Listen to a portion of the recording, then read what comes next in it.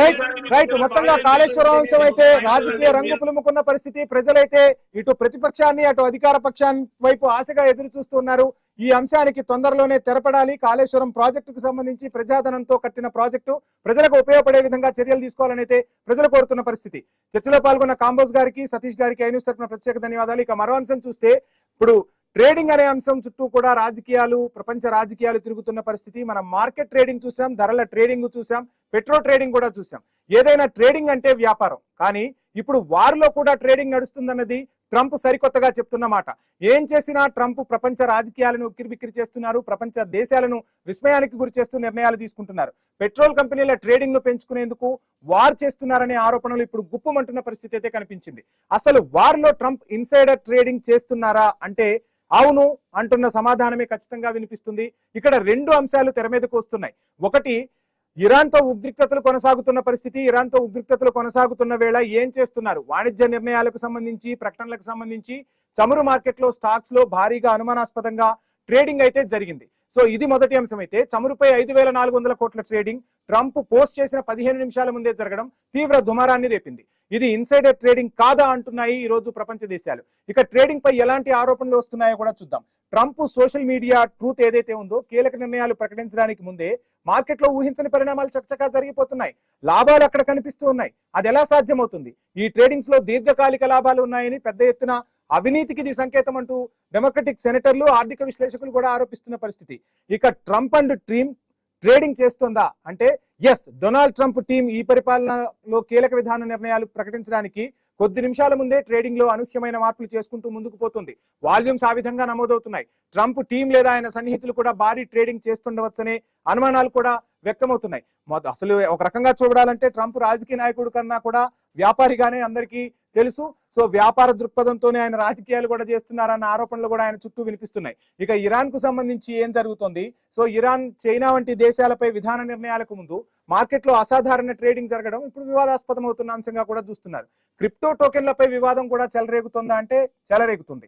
Trump కుటుంబానికి చెందిన Trump millennia branded crypto టోకెన్ల trading తో పెద్ద ఎత్తున రుసుము వసూలు చేస్తున్నట్లు కూడా ఆరోపణలు గుప్పుమంటున్న పరిస్థితి.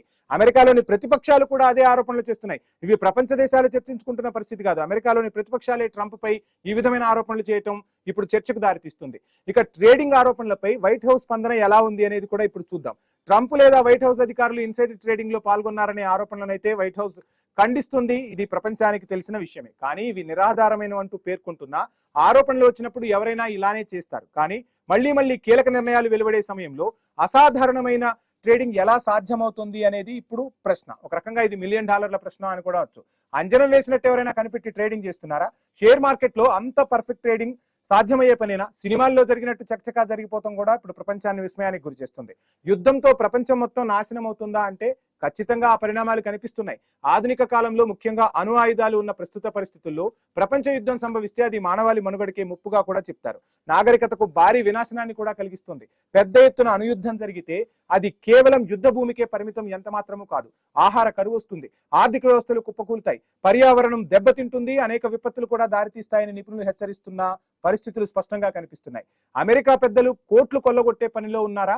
దానికోసమే యుద్ధాలను లక్ష్యంగా చేసుకున్నారా అంటే ఎస్, యుద్ధాల ద్వారా అమెరికాలోని కొంతమంది వ్యక్తులు లేదా కొన్ని సంస్థలు భారీగా లాభపడుతున్నాయనేది కూడా ఇప్పుడు వినిపిస్తున్న టాక్. దీనికి ప్రధానంగా మిలిటరీ ఇండస్ట్రియల్ కాంప్లెక్స్ అన్న కోణంలో కూడా విశ్లేషకులు రకరకాల వాదనలు వినిపిస్తున్నారు. రాజకీయ సంబంధాలు జరుగుతున్నాయి, పునర్నిర్మాణ కాంట్రాక్టులు జరుగుతున్నాయి, ప్రజాధనాన్ని పెద్ద ఎత్తున దుర్వినియోగం చేస్తున్నారన్న అంశాలు కూడా లేవనెత్తుతున్న పరిస్థితులు కనిపిస్తున్నాయి. సో రకరకాల అంశాలు అయితే తెర మీదకు వస్తుంది. మరి భారత మార్కెట్ల సంగతి ఏంటి? సో అక్కడెక్కడో అమెరికాలో ఏం జరుగుతుందో చూద్దాం. కానీ పశ్చిమాసియాలో ఉద్రిక్తతల కారణంగా భారత స్టాక్ మార్కెట్లు భారీగా పతనమయ్యాయనేది అందరికీ తెలిసిందే. ఇప్పటి వరకు సెన్సెక్స్, నిఫ్టీలు గణనీయంగా నష్టపోయాయి. ఇన్వెస్టర్లు లక్షల కోట్ల రూపాయలు కోల్పోయారు. లక్షల కోట్ల సంపద ఆవిరవుతుందని మనం నిత్యం వార్తల్లో చూస్తున్నాం. ఇక ముడి చమురు ధరలు పెరుగుతున్నాయి, విదేశీ పెట్టుబడులు ఉపసంహరణ జరుగుతోంది. దీనికి అనేకమైన ప్రధాన కారణాలు ఉన్నాయి. అసలు ఇప్పటి వరకు భారత సంపద అంటే భారత స్టాక్ మార్కెట్లలో ఎన్ని లక్షల కోట్లు ఆవిరయ్యాయి అనేది కూడా ఒక రకంగా చర్చ సాగుతుంది. పశ్చిమాసియా ఉద్రిక్తతల వల్ల భారత స్టాక్ మార్కెట్లో ఇప్పటి వరకు ఎంత కోల్పోయామో తెలుసా? దాదాపు 41 లక్షల కోట్ల నుంచి 48 లక్షల కోట్ల వరకు ఇన్వెస్టర్ల సంపద ఆవిరైపోయింది. ఇది తాజా గణాంకాలు. ఈ ఏడాది ప్రారంభం నుంచే యుద్ధ భయాలు వెంటాడాయి, మార్కెట్లను వేటాడుతున్నాయి. ఒక రకంగా భారీ అమ్మకాలు జరిగిపోయాయి. కేవలం మార్చి నెలలోనే ఫారెన్ ఇన్వెస్టర్లు 1.1 లక్షల కోట్లకు పైగా మన స్టాక్ మార్కెట్ల నుంచి వెనక్కు తీసుకున్న పరిస్థితి అయితే కనిపించింది. సో ఖచ్చితంగా స్టాక్ మార్కెట్లపై యుద్ధ ప్రభావం కనిపిస్తోంది. యుద్ధం అమెరికా కోసమా, ట్రంప్ కోసమా? ఈ అంశం కూడా తెర మీదకి వస్తుంది. యుద్ధం అనేది అమెరికా ప్రయోజనాల కోసమని ట్రంప్ చెబుతున్నా, ట్రంప్ రాజకీయ ప్రయోజనాల కోసం అనేది స్పష్టంగా కనిపిస్తుంది. ఇదే ఇప్పుడు చర్చనీయాంశం కూడా అవుతుంది. అమెరికా ఫస్ట్ అంటున్నాడు ట్రంప్. ఆ విధానంలో భాగంగానే రకరకాల అంశాలు తెర మీదకు తెస్తున్నాడు. దేశ భద్రతను కాపాడటమే తన లక్ష్యం అంటాడు. దేశంలో పడిపోతున్న రేటింగ్స్ రాబోయే మధ్యంతర ఎన్నికల్లో ప్రజల దృష్టిని మళ్లించేందుకు ట్రంప్ యుద్ధాన్ని ఒక రాజకీయాస్త్రంగా వాడుకుంటున్నారని యుద్ధ ప్రారంభం నుంచి కూడా చర్చ జరుగుతుంది. అదే స్థాయిలో ప్రజా వ్యతిరేకతను కూడా ఆయన మూట కట్టుకుంటున్న పరిస్థితులు కనిపిస్తున్నాయి. ఇక యుద్ధంపై ట్రంప్ అండ్ టీం పద్ధతి మార్చుకుంటుందా? అనుకున్న లక్ష్యాన్ని చేరుకోలేకపోయిందా? ట్రంప్ అండ్ టీం ఇరాన్ తో జరుగుతున్న యుద్ధం ఒక లక్ష్యం కోసం వెళ్తే ఇంకొక రకంగా పరిణామాలు మారిపోతున్నాయి. సో దానితో వాళ్ళు కొన్ని సంకేతాలు మార్చుకుంటున్నట్టుగా కూడా కనిపిస్తున్నాయి. ముఖ్యంగా యుద్ధాన్ని ముగించే దిశగా అడుగులు వేస్తున్నారు. సరైన కారణం కోసం వెయిట్ చేయాల్సిన పరిస్థితిని ఇరాన్ కల్పించింది. ఇరాన్ తో చర్చల సారాంశం కూడా అదే. పదే పదే ట్రంపే చెప్తున్నారు ఇరాన్ చర్చలకు సుముఖంగా ఉంది అంటూ చెప్తున్న పరిస్థితి. ట్రంప్ లాభాల కోసం యుద్ధం చేస్తున్నారా? ఏం జరుగుతుంది? అమెరికా ఫస్ట్ అనేది కేవలం నినాదమేనా? మేక్ అమెరికా గ్రేట్ అగైన్ కూడా ఈ నినాదాలకే పరిమితమయ్యాయా? తన వ్యక్తిగత లాభాలే ట్రంప్కి ఇప్పుడు ముఖ్యమయ్యాయా? అందుకోసమే ఈ యుద్ధం చేస్తున్నారా? ఈ ఆరోపణలు, నిరసనలు అమెరికాలో తీవ్ర స్థాయిలో పెద్ద ఎత్తున వినిపిస్తూ ఉన్నాయి. ఒక రకంగా ఇక్కడ ఒక అంశాన్ని మాట్లాడుకుంటే, యుద్ధం స్టార్ట్ కాకముందు ఇరాన్లో ప్రజా వ్యతిరేకత అక్కడ ఖమేనీ ప్రభుత్వంపై ఉంది. ఇప్పుడు ట్రంప్ ఆ క్రెడిట్ తీసుకుంటున్నారు. అంటే ఒక రకంగా చెప్పాలంటే ఇప్పుడు ట్రంప్ పై అమెరికన్లు బగ్గుమంటున్న పరిస్థితి కనిపిస్తుంది. ఏ అంశం కోసమైతే ట్రంప్ యుద్ధాన్ని మొదలు పెట్టారో ఆ అంశం తెరమరుగైపోయింది. ఇప్పుడు ట్రంపే ఒక రకంగా ఉక్కిరిబిక్కిరి అవుతున్న పరిస్థితి కనిపిస్తుంది. ఇక యుద్ధం వల్ల చమురు ధరలు భారీగా పెరుగుతున్నాయి. లాభాలు ఈ ట్రంప్కు అందుతున్నాయన్న ప్రచారం కూడా ఉంది. సో ఏం చేస్తున్నాడు ట్రంప్? రాజకీయం చేస్తున్నాడా, వ్యాపారం చేస్తున్నాడా అనేది ప్రపంచవ్యాప్తంగా సాగుతున్న చర్చ. ఇరాన్తో చర్చల సంగతి ఏంటి? ఎందుకు పదే పదే ఇరాన్తో చర్చలంటూ ట్రంప్ తెర మీదకు తెస్తున్నారు? కానీ ఆ చర్చలు ఎందుకు సఫలీకృతం కావట్లేదు? ఇరాన్ అమెరికా మధ్య చర్చలపై ప్రపంచంలో తీవ్ర ఉత్కంఠ అయితే కనిపిస్తున్న పరిస్థితి స్పష్టంగా ఉంది. సో ఒక రకంగా చెప్పాలంటే అమెరికా అధ్యక్షుడు డొనాల్డ్ ట్రంప్, వైట్ హౌస్ వర్గాలు చర్చలు సానుకూలంగా జరుగుతున్నాయని చెప్తున్నా అక్కడ ఇరాన్ మాత్రం అంత సానుకూలంగా లేవని ఆ వార్తలను ఎప్పటికప్పుడు కూడా కొట్టిపారేస్తుంది. ప్రపంచం మరింత ఉలిక్కి పడాల్సిన పరిస్థితులు కనిపిస్తున్నాయా అంటే ఎస్. ట్రంప్ ఏ నిర్ణయాలు తీసుకుంటారో తెలియదు. ఈ యుద్ధం ఎన్ని రోజులు కొనసాగుతుందో తెలియదు. రష్యా ఉక్రెయిన్ యుద్ధం కూడా కొద్ది రోజుల్లో ముగుస్తుంది అనుకుంటే సంవత్సరాలుగా కొనసాగుతున్న పరిస్థితి. ఇక్కడ ఈ యుద్ధం కూడా చూస్తే ఖమేనీ హత్య తర్వాత అక్కడ ఏముంటుందిలే అనుకుంటే ఇరాన్ గట్టిగా పోరాడుతుంది. అక్కడ 2 లేయర్లో ఉన్న అధికారులను తీసేశారు. 3వ లేయర్ ఇప్పుడు అక్కడ పాలన చూస్తోంది. ఓవైపు యుద్ధం చేస్తోంది, ఇజ్రాయెల్తో చేస్తుంది, అమెరికాతో చేస్తుంది, గల్ఫ్ దేశాలతో చేస్తూ పటిష్టంగా ఉన్న పరిస్థితి. ఈ నేపథ్యంలో ఇంధన ధరలు పెరిగిపోతున్నాయి. హార్ముజ్ జలసంధి వేదికగా రకరకాల పరిణామాలు అయితే సాగుతున్న పరిస్థితి అయితే స్పష్టంగా కనిపిస్తోంది. సో మరో పాయింట్కి వెళ్దాం. సో రకరకాల విషయాలు అంటే అణ్వాయుధాలు వాడబోతున్నారా, ఏం జరగబోతుంది, అసలు ఈ అణ్వాయుధాలు వాడితే ప్రపంచం పరిస్థితి ఏంటి? రైట్, ఈ అంశం గురించి మనం మాట్లాడదాం.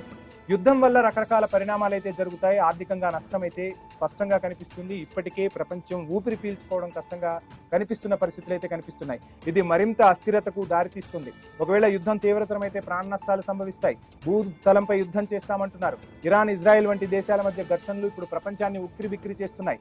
అణుయుద్ధం అంచుకు తీసుకువెళ్తున్నాయి. ఇది ఆయా దేశాల ఉనికికే కాదు, ప్రపంచ ఆర్థిక వ్యవస్థకు, ఆర్థిక భద్రతకు కూడా ముప్పే. ఇక యుద్ధానికి ఎండ్ కార్డ్ ఎప్పుడు? ఈ అంశం అందరూ ఇప్పుడు చర్చించుకుంటున్న పరిస్థితి.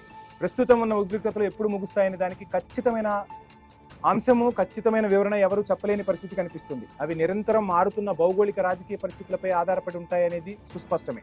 కానీ శాంతి చర్చలు, దౌత్యపరమైన పరిష్కారాలు, ఇరుపక్షాల బేషరతు లొంగుబాటుతోనే యుద్ధాలకు ఎండు కార్డు పడుతుందనేది మాత్రం సత్యం. ఆ దిశగా అడుగులు వేస్తున్నారా? ఆ దిశగా ఏం జరుగుతుంది అనేది రోజు రోజుకు జరుగుతున్న పరిణామాలను బట్టి అయితే మనం ఒక అంచనాకు రావచ్చు అంటున్నారు ఎక్స్పర్ట్స్. సో ఇదే అంశానికి సంబంధించి మనతో మాట్లాడేందుకు శ్రీరామచంద్రమూర్తి గారు ఉన్నారు. Sir, good evening sir. Sriramachandramurthy గారు, గుడ్ ఈవినింగ్ అండి. Good evening sir. Good evening. ఏంటి సార్, మొత్తంగా వార్ ట్రేడింగ్ అంటూ ట్రంప్ కొత్త పదం ఇప్పుడు వినిపిస్తోంది. సో ఏం చెప్తారు సార్? ట్రంప్ గురించి మనకు తెలియదే ఉంది. ఆయన ఆల్రెడీ బిజినెస్ మ్యాన్. ఫస్ట్ అక్కడి నుంచి ఆయన వచ్చారు. సో పక్కాగా సెల్ఫిష్ బిజినెస్ మ్యాన్.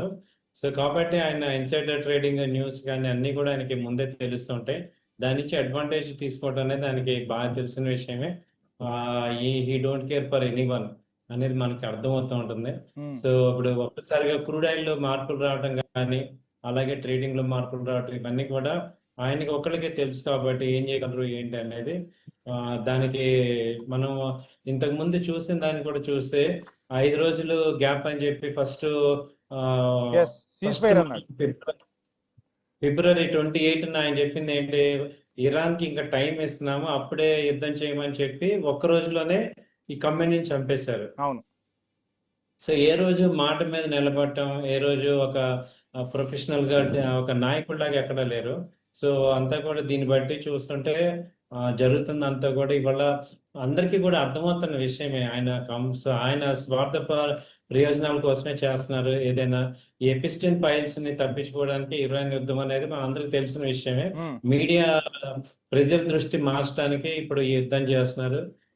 అది తొందరలోనే తెలుస్తుంది, అందరికీ మనకి అర్థమవుతుంది. సో ఏంటి భారత్ పై ఎంతవరకు ప్రభావం పడుతుంది? మన స్టాక్ మార్కెట్లలో లక్షల కోట్ల సంపద ఆవిరైపోతున్న పరిస్థితి, ఇన్వెస్టర్లు వెనక్కు తీసుకుంటున్నారు అన్న టాక్ కూడా వినిపిస్తుంది. ఈ ప్రభావం ఎన్ని రోజులు ఉంటుంది? సో స్టాక్ మార్కెట్లు కుప్పకూలుతున్నాయా? ప్రస్తుత పరిస్థితులు ఎన్ని రోజులు కంటిన్యూ అవుతాయంటారు సార్?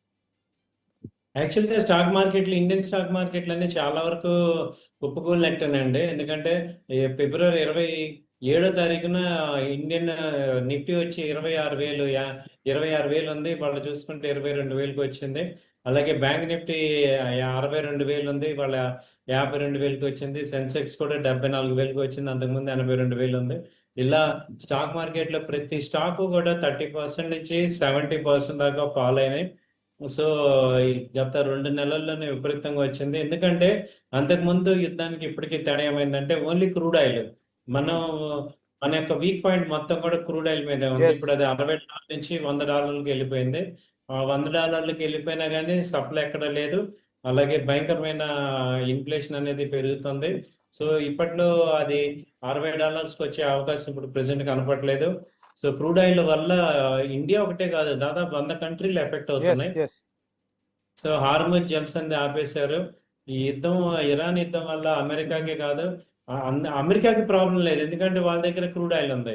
ఇండియాకి చాలా ప్రాబ్లం ఉంది. ఇండియా, పాకిస్తాన్, శ్రీలంక, బంగ్లాదేశ్ అన్ని, almost Philippines, even New Zealand, Australia, Europe countries ఏవైతే ఈ క్రూడ్ మీద డిపెండ్ అవుతాయి, అందరికీ కూడా విపరీతమైన ఎఫెక్ట్ ఉంది. సో అది అనిశ్చిత పరిస్థితి. మన చెప్పటం ఇండియాలో ఇంకా 1 మంత్ వరకు మనకి ఉన్నాయి, నిల్వలు ఉన్నాయని చెప్తున్నారు, కానీ ఈ యుద్ధం కనుక ఆగేటట్టు ఎక్కడ కనపడలేదు. బట్ అమెరికాలో ప్రజలు నెగిటివ్ అవుతున్నారు. మరి వాళ్ళ మాట ఎంతవరకు వింటాడు, ఎక్కడ క్లోజ్ అవుతుంది ఏంటో అర్థం కావట్లేదు. రైట్, మీరు చెప్తున్నట్టుగా అటు అమెరికాలో నిరసన గళం వినిపిస్తున్న పరిస్థితి, ఇటు చూస్తే ప్రపంచ దేశాలన్నీ కూడా ట్రంప్ తీసుకుంటున్న నిర్ణయాలపై కాస్త అసహనం అయితే వ్యక్తం అవుతుంది. సో అన్ని దేశాలు కూడా ప్రభావం అవుతూ ఉన్నాయి. సో రోజు రోజుకు పరిస్థితులు దిగజారిపోతున్నాయి. దేశాల ఆర్థిక వ్యవస్థ మీద కూడా ప్రభావం చూపుతున్న పరిస్థితులు. సో ఈ నేపథ్యంలో ట్రంప్ పై ఒత్తిడి రోజు రోజుకు పెరగడంతో సో ఎండ్ కార్డు వేస్తాడంటారా త్వరలోనే? వేసేలోపు బీభత్సం అయితే చేసేస్తాడు అన్నట్టుంది. సైడ్ మీద ఇరాన్ ని ఏదో రకంగా కూడా చాలా డ్యామేజ్ చేసేసి మాక్సిమం వాళ్ళు ఏం చేయాలనుకున్నారో చేశారు. ఇంకా వెనక్కి వచ్చేటప్పుడు జస్ట్ ఈ 1 వీక్ లో కూడా కొంచెం మేజర్ గా చేయాల్సినవన్నీ కూడా చేసేసి అప్పుడు వెనక్కి వచ్చే ఛాన్సెస్ ఉంటాయి ఆయనకి. రైట్, శ్రీరామ్ చంద్రమూర్తి గారు, ఈ మధ్య చాలా మంది కూడా మనం చాలా సార్లు మాట్లాడుకున్న అంశమే, ప్యాసివ్ ఇన్కమ్ కోసం స్టాక్ మార్కెట్ లో ఇన్వెస్ట్ చేసిన వాళ్ళు ఉన్నారు. మధ్యతరగతి కుటుంబాల నుంచి, ఉద్యోగస్తుల నుంచి ప్రతి ఒక్కరు కూడా. సో మార్కెట్ లో అనిశ్చిత్తో వాళ్ళందరిలో కూడా ఒక గుబులు కనిపిస్తోంది. సో అటువంటి వాళ్లకు మీరు ఏం చెప్పదలుచుకున్నారు? ఇన్వెస్టర్స్ అనే వాళ్ళందరూ కూడా ఆ డెఫినేషన్ అర్థం చేసుకోండి. ఇన్వెస్టర్ అంటే మినిమం 5 సంవత్సరాలు హోల్డ్ చేసే వాళ్ళు ఇన్వెస్టర్స్ అంటాం. కాబట్టి మధ్యలో మీరు ఇప్పుడు జరుగుతున్న దాన్ని మీరు చూసుకుంటే, మీరు 2020-21లో ఏం జరిగిందో చూడండి. కరోనా ఎఫెక్ట్ జరిగింది, మార్కెట్లు ఎంతకన్నా దారుణంగా అయినాయి. బట్ 1 year తర్వాత ఏమైందో చూడండి.